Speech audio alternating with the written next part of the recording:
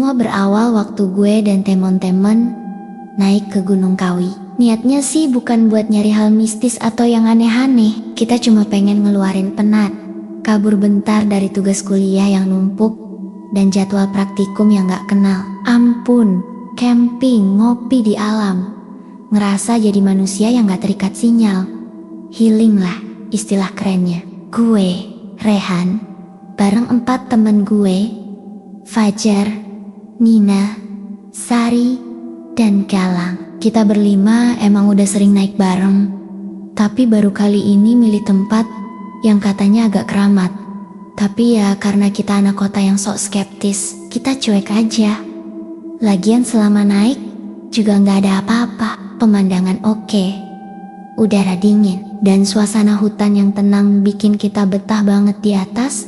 Nah, pas kita turun dan nyampe ke daerah bawah gunung, ada warga lokal yang nawarin kita mampir ke pasar tradisional, namanya Pasar Legi Kawi. Uniknya, pasar ini cuma buka setiap malam Jumat Kliwon. Katanya sih khusus, cuma orang-orang tertentu yang biasa jualan di sana. Yang dijual juga bukan sembarang barang. Banyak benda-benda yang katanya punya energi, mulai dari keris kecil, batu akik hitam yang katanya bisa nolak bala, sampai boneka-boneka kayu kecil yang auranya, gimana ya, bikin bulu kuduk merinding. Padahal siang bolong, gue dan yang lain awalnya ragu, tapi dasar penasaran dan iseng, akhirnya kita mampir juga. Pas masuk ke pasar itu, rasanya kayak masuk ke dunia lain. Lampu-lampunya remang, kayak bukan bohlam biasa.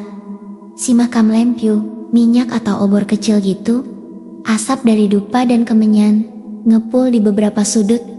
Suaranya juga aneh, rame tapi hening. Maksudnya rame orang lalu lalang, tapi gak ada yang teriak atau ngobrol keras. Semua orang kayak bisik-bisik atau malah diam. Gue sempet jalan sendiri ke salah satu lorong sempit di bagian samping pasar. Disitulah gue nemuin dia, boneka kecil yang berdiri sendiri di atas tikar rusuh, dikelilingi beberapa benda kayak botol kecil, dupa setengah terbakar, dan secari kain putih kusam. Boneka itu gak gede, tingginya sekitar 20 cm. Dia pakai baju adat Jawa yang warnanya merah tua, lengkap dengan kain jarik di bawahnya. Rambutnya panjang, kayak dari serat ijuk, atau mungkin rambut beneran. Gue gak tahu, tapi yang paling aneh, matanya ditutup pakai kain merah, bukan diikat, cuma dililit, tapi rapi banget. Dan di bagian dadanya ada tulisan Jawa kuno. Udah agak pudar kayak bekas kena air hujan atau dibersihin pakai tangan. Yang jaga lapak itu ibu-ibu tua, mukanya keriput, kulitnya coklat gelap, terbakar matahari. Matanya kecil tapi tajam, dan senyumnya, aduh, gak bisa gue jelasin. Bukan senyum ramah kayak nenek-nenek di desa, tapi lebih kayak senyum kosong, formal banget. Kayak senyum orang yang tahu sesuatu, tapi gak mau bilang. Gue jongkok depan boneka itu, penasaran. Gue tanya, "Bu, ini boneka apa?" Dia jawab pelan, "Boneka penjaga, tapi matanya gak boleh dibuka." Gue senyum, ngeledek, "Lah, emangnya kenapa, Bu? Ini kayak film horor ya?" Dia gak senyum balik, malah makin serius bilang, "Jangan pernah buka matanya. Kalau dibuka, arwahnya bebas." Seketika suasana jadi beda. Gue ngerasa kayak ditatap langsung sama boneka itu, padahal matanya ketutup. Gue berdiri, nahan ketawa, dan bilang, "Wah, serem juga. Tapi lucu ya." Bonekanya, dia masih diem, cuma bilang pelan banget, dia nungguin pemilik baru. Gue gak tahu kenapa, tapi saat itu gue malah buka dompet dan langsung beli. Harganya murah banget, 25.000. Gak masuk akal sih, tapi entah kenapa tangan gue kayak otomatis ngeluarin duit. Gue bungkus bonekanya pakai koran bekas, masukin tas carrier gue. Pas gue balik ke temen-temen, mereka langsung nyeletuk, "Ih, ngapain sih bawa-bawa beginian?" kata Nina. Sambil mundur dikit dari gue, Fajar nambahin, "Itu boneka serem banget Han, matanya ditutup gitu lagi." Gua ogah las kamar sama lu. Gue cuma ketawa dan bilang, "Santai aja kali, ini kan cuma boneka kayu. Gak bakal ngapa-ngapain." Tapi dalam hati gue juga agak goyah. Soalnya pas gue pegang boneka itu, tangan gue sempet dingin banget. Bahkan sampai sekarang pun, bayangin pegang boneka itu, gue masih inget dinginnya beda. Bukan dingin biasa, tapi dingin yang kayak ada sesuatu yang nempel. Setelah pulang dari Gunung Kawi, kita semua balik ke kota masing-masing. Gue balik ke kosan gue yang cuma kamar 3x4 meter. Masih pakai kipas angin dan lampu LED yang kadang suka kedap-kedip sendiri. Boneka itu gue taruh di rak buku kecil di pojok kamar. Gue sengaja gak buka bungkus korannya, karena ya, selain emang serem, gue ngerasa kayak gak sopan aja kalau buru-buru buka. Malam pertama, gak ada apa-apa. Tapi malam kedua, pas gue lagi nulis tugas, lampu kamar gue mati sendiri. Padahal listrik gak mati, karena lampu lorong masih nyala. Gue pikir mungkin fittingnya longgar. Gue naik kursi, benerin, nyala lagi. Tapi sejam kemudian, mati lagi. Gue jadi mikir, jangan-jangan ini ulah boneka. Gue lihat gerak, dan sumpah, walau masih kebungkus koran, gue ngerasa kayak boneka itu lagi ngeliat ke gue. Tapi ya, gue tahan aja. Mikirnya, jangan paranoid. Lagian logika gue bilang, ini cuma boneka, cuma kayu, gak hidup. Tapi malam-malam berikutnya suara-suara aneh mulai muncul. Ada suara kain diseret pelan, kayak shriek, shriek gitu. Kadang bunyi dari bawah tempat tidur, kadang dari arah rak. Gue bangun, cek kolong kasur, kosong, gak ada tikus, gak ada benda jatuh. Tapi yang lebih aneh, boneka itu sekarang kebuka bungkusannya sendiri. Korannya terbuka rapi, dilipat ke samping. Bonekanya duduk tegak, mukanya persis ngarah ke kasur gue. Kain merah di matanya masih ada, tapi kayak longgar dikit. Gue gak inget pernah ngeluarin atau nyentuh. Tapi ya, gue coba mikir logis lagi. Mungkin korannya emang kebuka sendiri karena angin kipas. Walau kipas gue cuma nyala siang, temen-temen gue masih belum tahu soal ini. Gue juga gak cerita ke siapa-siapa, karena takut dibilang lebay. Tapi makin lama, makin terasa kayak ada yang ikut gue dari Gunung Kawi. Dan gue yakin, semuanya mulai dari boneka itu. Dari mata yang ditutup kain merah itu. Karena malam keempat, waktu gue kebangun, jam 3 pagi, gue ngeliat boneka itu. Udah gak di rak lagi, dia duduk di lantai, persis di depan kasur gue, menghadap langsung ke arah gue, dan kain merah di matanya sudah nggak ada. Gue masih duduk di atas kasur, nggak berani gerak. Lampu kamar nyala, tapi rasanya dingin banget. Keringat dingin udah mucur di leher, padahal kipas nggak nyala. Di depan gue, boneka itu, si kecil dari Gunung Kawi, sekarang duduk manis di lantai, menghadap gue. Kain merah yang semula nutup matanya hilang entah kemana. Gue bengong, jantung gue deg-degan gak karuan. Gue pikir, apa gue yang naruh dia di situ ya? Mungkin gue sleepwalking. Tapi logika itu langsung runtuh sendiri, karena gue tidur pakai pintu kamar dikunci dan gak pernah kebangun. Dan boneka itu, posisi duduknya terlalu rapi buat benda yang jatuh sendiri. Gue coba nyalain musik dari HP, biar gak sepi banget. Tapi HP gue error, layarnya ngeblank, muncul garis-garis kayak televisi rusak. Pas gue matiin dan nyalain ulang, wallpaper HP gue berubah. Gue gak bohong, wallpapernya berubah jadi foto gelap. Cuma kelihatan sosok samar kayak perempuan, rambut panjang, dan 2 titik putih yang jelas banget bentuknya sepasang mata. Gue lempar HP ke bantal, langsung loncat dari kasur dan keluar kamar. Gue lari ke kosan Nina yang jaraknya 2 blok. Jam waktu itu udah hampir setengah 4 pagi. Gue gedor pintu sambil ngos-ngosan. Nina buka dengan muka setengah ngantuk. Tapi pas lihat muka gue pucat dan panik, dia langsung sadar. Ini bukan hal biasa. "Rehan, lu kenapa?" katanya sambil narik tangan gue masuk. Gue cerita semuanya.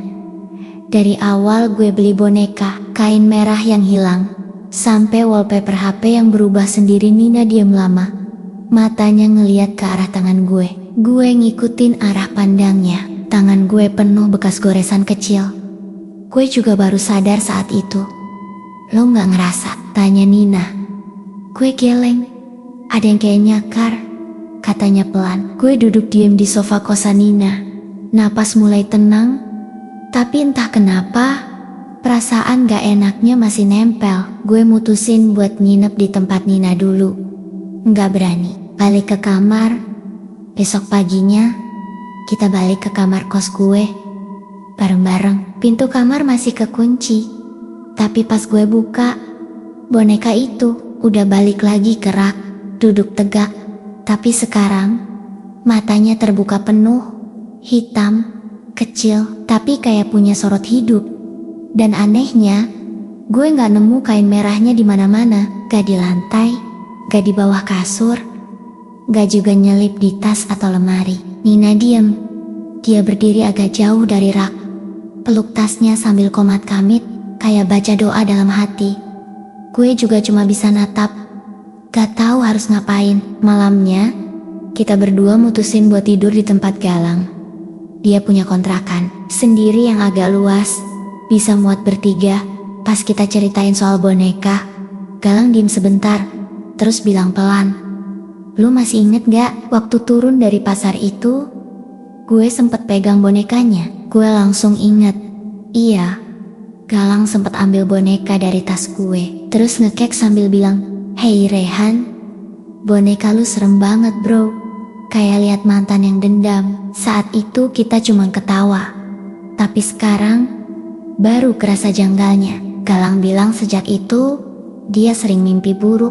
Di mimpinya, dia selalu terjebak di kamar gelap. Ada suara perempuan nangis, lalu bisik pelan di telinga. Mataku sudah terbuka.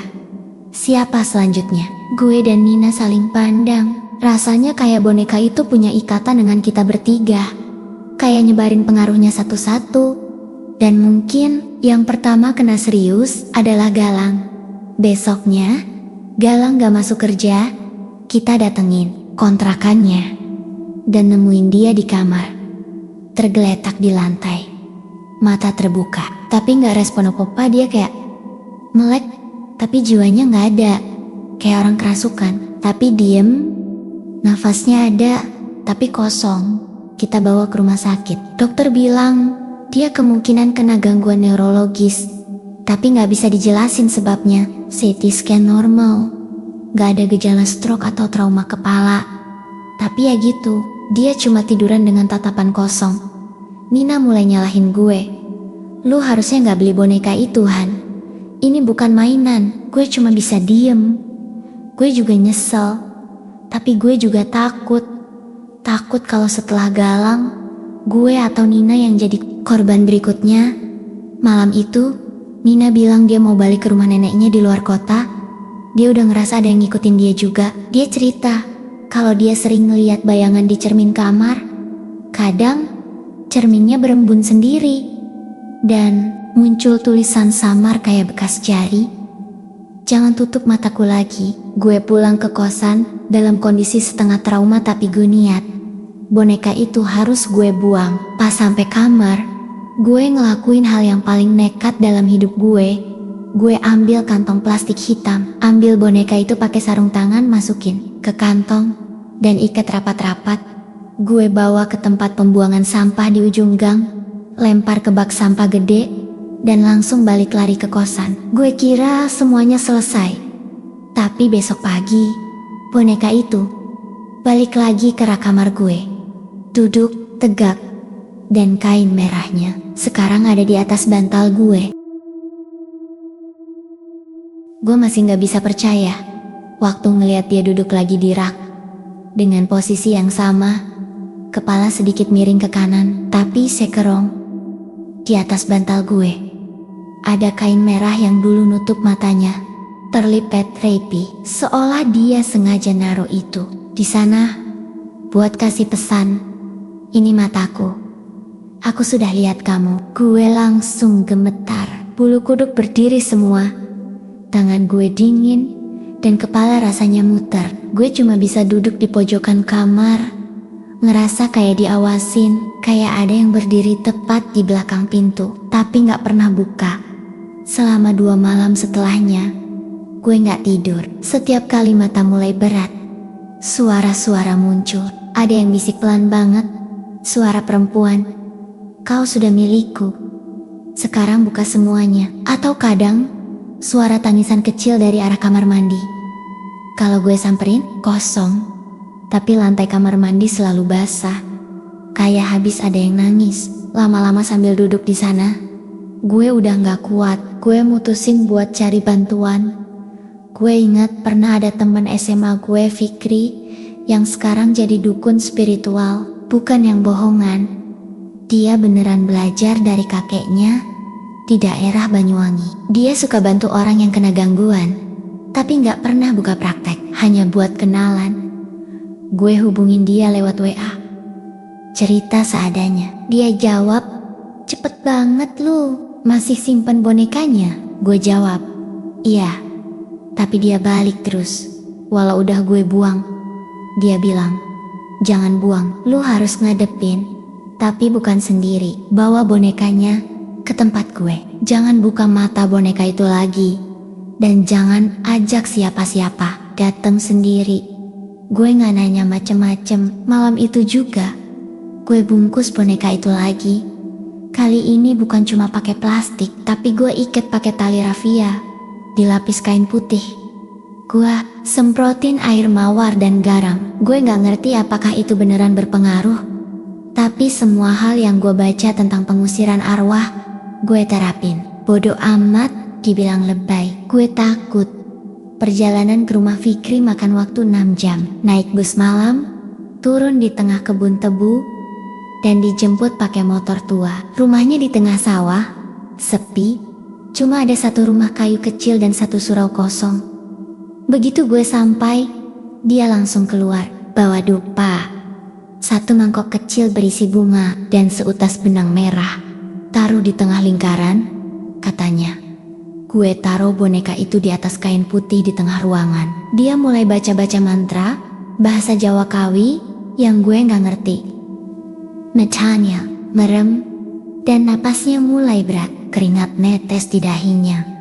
Tiba, semua lilin di ruangan padam sendiri. Suara angin keras terdengar dari arah jendela. Padahal jendela ditutup rapat, dan di sudut ruangan muncul bayangan hitam, samar, tinggi, berdiri diam. Tapi gue bisa ngerasa itu bukan cuma bayangan. Fikri buka mata dan ngomong tanpa natap gue. Lu udah ngelangkahin batas. Boneka ini bukan cuma benda, dia tempat ikatan, rumah, makhluk yang dulu dikurung di dalamnya. Udah sadar lu buka segelnya? Gue bingung, tapi gue gak buka kainnya. Fikri menatap gue tajam. Lu gak buka dengan tangan, tapi pikiran lu yang membuka, katanya. Waktu gue beli boneka itu, sebenarnya gue udah diikat secara gaib. Ada semacam janji batin. Karena gue penasaran, tertarik, dan secara gak sadar manggil. Boneka itu emang tempat kurungan, tapi arwah di dalamnya gak akan aktif, kecuali ada energi yang bikin dia bangun. Dan karena mata boneka itu sempat terbuka, si arwah sekarang udah gak sepenuhnya terkunci. Fikri mulai ritual puncaknya. Dia bakar rambut dari boneka, lalu nyiram bunga ke sekelilingnya. Tapi tiba-tiba boneka itu bergerak sendiri. Kepalanya noleh pelan, dan matanya kecil, hitam, mengkilat, melirik langsung ke arah gue. Gue ngerasa kayak jantung gue berhenti sedetik. Dan suara itu mangkul lagi, tapi kali ini bukan dari kepala gue. langsung dari boneka itu. Aku sudah lihat dunia, sekarang gantian kamu lihat duniaku. Fikri langsung teriak, tutup mata lu, Rehan. Sekarang gue nutup mata, dan tiba-tiba semua ruangan jadi sunyi. Angin berhenti. Suara apapun hilang, tapi di kegelapan yang gue rasain, saat mata terpejam, gue kayak melihat tempat lain. Bukan ruangan tempat ritual, tapi sebuah kamar kecil. Temboknya penuh coretan tangan. Di pojok kamar itu, ada seorang anak perempuan duduk. Punggungnya menghadap, rambutnya panjang. Bajunya robik-robik. Dia pelan-pelan noleh. Mukanya putih pucat. Matanya bolong, bukan kosong, tapi hitam kayak sumur. Dalam, gak ada batas. Dan dari matanya keluar darah. Bukan netes, tapi ngalir. Gue langsung kebangun lagi di ruangan Fikri. Nafas gue sesak, boneka itu udah gak ada. Fikri duduk bersila, tangannya berdarah, matanya merah, tapi masih sadar. Dia bilang satu hal yang sampai sekarang masih bikin gue gak bisa tidur nyenyak. Gue udah kunci lagi bonekanya, tapi dia udah tahu rasanya keluar. Dia bakal nyari pintu lain. Jangan pernah deketin pasar-pasar gaib lagi. Rehan, lu udah dicatat sama mereka. Sekarang, bonekanya disegel dan dikubur di tempat khusus. Tapi, kadang, saat tengah malam, gue masih dengar suara bisik kecil di ujung kamar. Pelan banget. Buka mataku sekali lagi, dan gue cuma bisa tidur sambil nyalain lampu karena sekarang gue tahu bukan cuma bonekanya yang menyeramkan, tapi rasa penasaran manusia.